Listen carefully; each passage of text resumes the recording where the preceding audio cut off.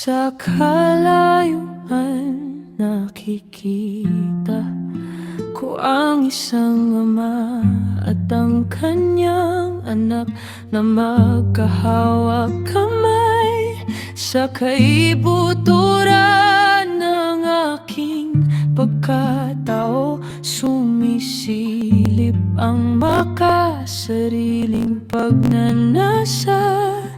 Namimiss kong hawakan ng kamay ng aking ama. Minsan hindi ko maisip kung ano ang pakiramdam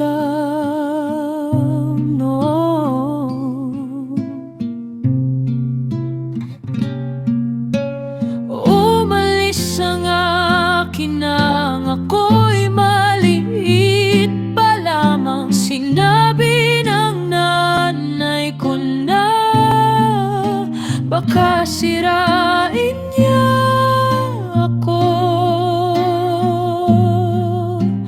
pero hindi ba iyon ang ginagawa ng mga ama?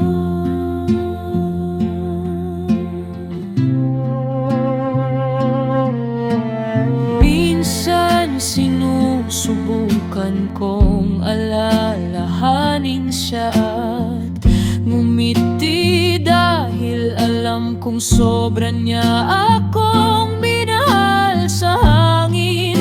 Paminsan-minsan naririnig ko ang kaniyang tinig at nararamdaman ko ang kaniyang kamay